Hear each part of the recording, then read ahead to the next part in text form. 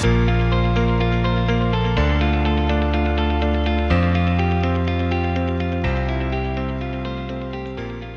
Nedgine, how are you? I am well, Alix. Hello. Nice to be here with you. Perfect. It's very happy to be here with all of you and to really think about the role of philanthropy, international philanthropy and innovation, and to talk about education. And so I will begin by asking you, Nadine, as your role with Anseye for Haiti and the amazing work that you've been doing, do you feel that philanthropic institutions provide organizations like yours with the resources that are necessary in order to have impact? Mm. Thank you for that question, Alix. And as you know, I think we are partners, we're allies in this. And so I would love to hear your point of view as well. But speaking from the perspective of Anseye for Ayiti and the work we do in Haiti, the first thing that comes to mind is there are gains and there is progress being made in the ways in which philanthropic investments are made in education. But I think we're still lagging quite a bit when I think about how other sectors sometimes receive investments. And I think what is difficult in education is that I think we're still living in the legacy of project-based funding and a piecemeal approach to investing in education efforts. And so, of course, student supplies and building construction is important. But I think a lot of the work that makes education transformative is sometimes what people might consider unsexy, right? It's the investment in people. It's the investments that actually allow education to break oppression and break injustice. But that kind of investment takes time and must happen on an ongoing basis. And so if you're not allowing organizations to have enough runway or enough funds to really build the operations and systems to be sustainable and effective, that's where things start to fall apart. I'm so grateful, Alix, that we had the chance to collaborate with the Nonprofit Finance Fund a few months ago that really helped us have the language and the tools to seek full cost investments. And I say that, and they're really pioneering a lot of the work to try to help both the philanthropic world and the practitioners to really account for full cost. Because I think in the past, there's been such a move to avoid overhead or the things that actually are needed for organizations to thrive. And so they're helping us understand, how do you put in sweat equity into your budget? How do you make sure that everything, including staff people who have 2-3 roles, like how do you account for that? So that the next time you're looking for a philanthropic partner, you're giving them the full package of what it takes for you to be successful. And then the last thing I'll mention, Alix, I don't know if this will resonate with you, are the ways in which I think sometimes that we still have unconscious bias in the ways in which philanthropy happens. And so when you're looking to invest in a partner, there is sometimes a question that comes up and says, are people getting the right investments? Or are there fewer investments happening depending on the recipient or the organization's age, the leader's gender, their ethnicity, even language gaps, right? Because I think organizations like Echoing Green have done a lot of great research to show how we're still very inequitable in the ways in which women of color, in the ways in which different groups, especially those who are in the global South, are receiving very different amounts of aid and support. Great. Thank you so much, Nadine. I guess you probably want me to answer that question as well. I would love that. Do foundations and other philanthropic institutions provide organizations with the resources that they need to be impactful in the education sector? I would say yes and no. Yes, in the sense that when foundations like ours, like the Kellogg Foundations and others, are working with, it depends on the setting, is the in which we work. For example, when foundations are working or philanthropic institutions are working in a setting, in an environment where the institution exists that can have impact, then they do. For example, it's not always positive, right? But looking at, there's a point where philanthropic institutions were asking questions about the size, classroom size, whether or not it was classroom size that determines impact. educational achievement. So there was a lot of resources going into creating smaller schools, targeted schools, and so on and so forth. And and I think then philanthropic institution went back and said, okay, is that achieving the success or the impact that they were hoping? The answer was no, right? So therefore, let's go back and reassess. So the question is really, how do we do that in resource limited environment? In the global South, or in institutions or in environments where the system, the the ecosystem is not as developed. Who are the partners that we could work with to be able to do that? And that's not always clear. Or should it be government? Because ultimately, foundations where we function best is when we play the role of innovator and first movers, not sustainers, So therefore, in an environment where it's not clear who will sustain, then I think the impact could be limited. Because yes, philanthropic capital, philanthropic investment could play the role of innovating in the education ecosystem, but it cannot sustain the innovation in the education system. You either need the schools themselves, either government or the private sector. In the most case would be government, because we do look at education as a human right. Mm-hmm. So therefore, is who would sustain innovation, impactful innovation in education systems? I don't know, does that make sense? Because when we look at our Haiti is, okay, we innovate, right? The amazing work that you're doing and others are doing in education, who's going to sustain that? It's difficult to say it's philanthropic investment. Absolutely. I think the innovation and the sustainability piece have to be part of the conversation. And what I appreciate about the example you shared, even when it comes to class size, right? And so much of what you're talking about are trends that we're seeing improve over time. But one thing is constant is the need for equity, right, Alix? And so I'm curious, could you talk a bit about your experience when it comes to equity in education? How are we moving? Are we? And if so, how are we moving from rhetoric to action? To me, that's the key question, Nedgine, in terms of there is a lot of rhetoric, particularly around since Black Lives Matters and the police brutality and shooting of Black men and women in the United States. So there's been a lot of talk around, let's address racial equity and let's talk about equity in general. I think actions have been limited. It's been a lot of rhetoric. So what are the actions that we need to see? We would need to see changes in the way in which philanthropy is engaging with non-traditional communities. Communities that don't customarily receive support from donors. Those are local organizations, smaller organizations, women's-led organizations, and people of color-led organizations. I don't think these organizations are receiving the bulk of our support.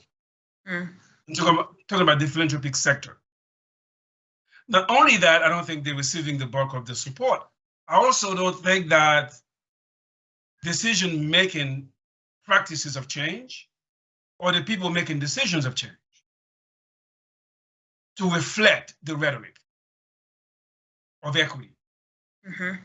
So therefore, in terms of when you're looking at education, what are the determinants of impactful, successful education programs that can have life-changing opportunities for the child? Because schools is not the end. School is a mean to an end. So it's not about just improving the schools. It's about improving all the system and the social issues that will make a child successful. Exactly. So for example, is the child healthy? You know what, there's two things about school. I mean, Nedgine, you are the educator, right? There's a couple of things that you ask. It's very simple. Is the child able to learn? Is the school environment appropriate for learning? And can the teachers teach the child? So part of the question is, what are the characteristics? What are the elements that the child walk into the classroom with? So the equity issue is not just whether or not we're providing access for poor children or children of color. That's right. Or girls, right? It's really, do they have what they need to be successful in life beyond the school? So we're talking about, are they healthy? Are they in a safe environment? Do they have the materials that they need? Do they come to school ready to learn? Are the teachers prepared to teach? Is the school environment conducive to learning? And what they're learning appropriate to their own life to help them solve the problems in their lives moving forward? If not, what do we have, right? You have, when I was in Tijuana not too long ago, looking at many of the Haitians and people from Central America who were going from Central America, South America, to the border between Mexico and the US to what I observed there, whether it was the Haitians or people from Honduras and Guatemala, most of them had education. They had schooling. Then therefore, if they had schooling, why are they living? So the equity issue has to go beyond just access to education. So if you look at the situation in Haiti, lack of teachers, we can just go down the line. Why are they leaving the country? Why are they not staying in Gonaive, where you are, to teach? In other words, providing them with schooling, it's not sufficient. So the equity issue has to be much larger than just access to quality education. And it also has to impact who's making those decisions. I absolutely agree, Alix. And thank you for continuing to push on this idea that it's not just the school or schooling. I think what we're talking about here so far is that education goes so much beyond the work of the classroom, which is near and dear to the work of Anseye for Ayiti. Absolutely. And also, who should be the advocate here? I know this is something you are working on, but who should advocate for equitable quality education? Is it philanthropy? Is it organizations like yours? Is it the community? Who are the advocates for this? Who has the most at stake here? Society at large, clearly, but who has the most at stake? Absolutely. Yeah, no, I think everybody needs to be an advocate, but I think to be an advocate requires different types of actions. Practitioners play their advocacy role a certain way. I think there are allies who should play their role a certain way. There's policymakers who need to play their role a certain way. But I think where we trip up sometimes is in leaving behind the people with lived experience, the people who, to your point about go naive, have lived the experience of education equity and must be at the forefront of any solutions and any conversations, because as so often the saying goes, anything for us but without us, right, is not really for us. And also looking at another thing that we're very concerned about, or at least the sector, is how do you educate children in situation of crisis? Refugee children in refugee camps and so on. So I almost have, sometimes I'm thinking, are we addressing the symptom or the cause of the problem? If a child is in a refugee camp, it's important that that child receives an education. There's no questions about that. But should the child remain in a refugee situation? So the question is, what is the life future for this child? How long should a child be in a refugee setting? Or how long should a child be, like the situation in some border states, right? In some border countries where the child is countryless. Child is not a citizen of any country. A child is stateless. To what extent? What will the education, to what extent should a child remain stateless? And how would education change that child prospect for the future? Absolutely, Alix. So those are the equity issues, right?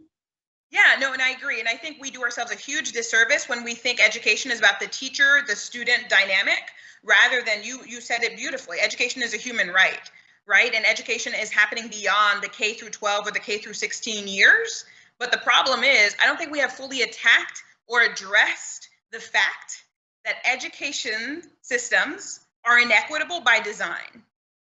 Like the root cause of inequity is not just because something happened or by ignorance, something continues to perpetuate generations later, leaving whole groups of kids outside of the opportunities they deserve. These systems are set up by design, and until we are forceful and intentional enough to dismantle those systems of oppression and injustice, we're going to be tinkering at the edges and doing very superficial work. And to your point, just addressing some of the symptoms, but never going deeply into the root causes of this inequity. Which led to a fundamental question for our participants from all over the world is really, what can we do to break those barriers to equity, broadly defined, so that a child could in fact have a chance to be successful in life? What are the equity barriers that we need to break down for the child to be successful? And how do we, as donors and investors, how do we invest in breaking down those barriers? And I think that's a fundamental question in terms of, for us and for the group, around how do we break those barriers to equity? And then moving beyond the rhetoric of doing that. And how do we invest? How do we build local capacity? In terms of really building local capacity, and that also led me to asking you, Nedgine, about, I'm looking at Haiti as an example, and some of the work that we do. A lot of the information that we need, it's difficult to improve system without knowledge, without evidence, without data, without research. What happened in a setting where the knowledge production is external to the setting, external to the system? And how does that impact? How does that support the values, all the issues that we're talking about, when the knowledge production itself is imported or external? Oh, that question is so core to the reason why Anseye for Ayiti exists and why we hope we are going deep into analysis of why that continues to be the case. Because said very clearly, Alix, the reasons why we have that question and why it's still so important to answer that question is because otherwise we are contributing to a dehumanization of children, a dehumanization of why and how they see themselves, their identity, their culture. And that's why at Anseye for Ayiti, we center everything on 3 C's, as we call it: culture, customs, and community. And so when I hear you ask the question about locally produced knowledge, I think about culturally responsive pedagogy. I think about local assets, whether it is the environment, whether it is Haitian proverbs, which are so beautiful and powerful in our language of Creole. I think of local people who are also local assets, but are unfortunately often relegated to an inferior position or not even invited to the table, right? When you're asked to try to build a new system that is centering equity. And so at Anseye for Ayiti, like I mentioned before, we want to equip those with lived experience, or as some might call it, proximate leadership, who have lived the reality of inequity and have the solutions already, Alix, right? We're not imagining or trying to identify what kind of solutions would be possible. They are equipped with solutions because they are the ones who should be on the front lines of transforming their own communities and their own country. But what is so problematic when I'm thinking about education is too often we have non-practitioners who are defining what the objectives or the goals or the indicators should be. And let's put good intentions aside, right? Because we know what good intentions can do. They can cause harm. We're talking about what it looks like to center not just those with lived experience, but practitioners who are local to the context. And I would even say hyper-local, because you can't just look at a Haitian person and think they know Go Naive. I'm talking about somebody who knows the reality of the Altibonite department and who knows Go Naive being equipped, right? And supported enough to be able to lead the change and lead so much of the work and the local knowledge production that you are referring to in your question. And just to be clear, this is not specific to Haiti or other countries in the global South. I know this happens in the US. I know it happens in a few other countries as well. And I think one of the things that I get really, really fired up about when I think about local knowledge production is a lot of the rhetoric that's part of what they refer to as closing the gap in education, right? So often you have this kind of conversation where people say, oh, there's some kids who are here. We have to close the gap and get them here. And what's problematic about that lens is you're not thinking about this benchmark, right? Nobody's asking, what's this benchmark and where did it come from? Because that often has you forget that this benchmark is often rooted in a colonialist and a supremacist way of thinking. And so unquestioning this benchmark is part of the problem, right? And I think that's a lot of the work that we need to start to do to be dismantling some of these systems. And I think what I would put forward as one of the many solutions is not just prioritizing locally produced knowledge and local people, but also really having a clear understanding of what allyship means. Because an ally is not somebody who gets in the way. An ally understands that sometimes their role is about supporting from the side or from the back. And I think so often we forget that that's what an ally can do rather than leading from the front and sometimes doing more harm than good. Absolutely. And I think what I'm hearing from you, it's the significance, the importance of philanthropic institution, international philanthropic organizations to have a comprehensive approach to education. That's right. To look at the education systems and determine where best and how best to invest. And to look at the system, to look at the whole child, to look at the whole school, to look at the whole community, to even look at the society and ask the questions, what opportunities will education provide? Because ultimately, we have to change the life of the child and the life of the family, the community, and ultimately the society. If that doesn't happen, then education becomes an end in itself, as opposed to a means to an end, which is much broader than just having a child in school. So we have the responsibility as foundations, as donors, to look at the system much broadly, to look at education much broadly and determine how to really invest. And I would also say, again, for our group, scale is important. Impact is important because piecemeal doesn't really work well. We've learned that. So it has to be long-term.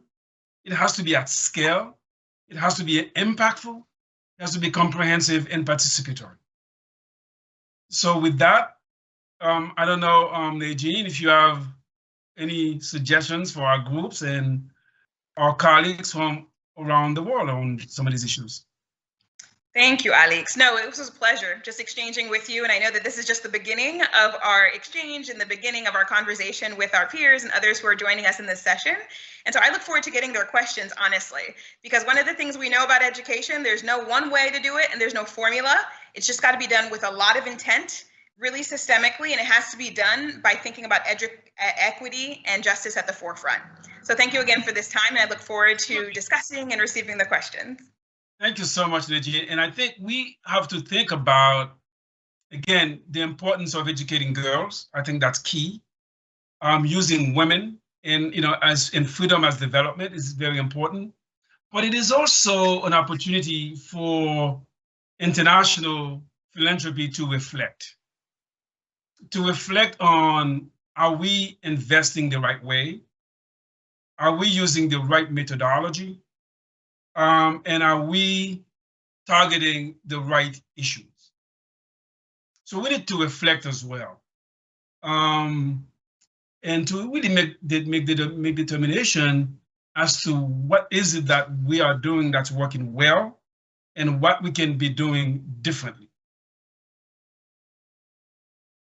So thank you so much, and we're looking forward to discussing with the group, and to hear their ideas and what they're thinking, and to really learn from them as well. Thank you so much. Thank you.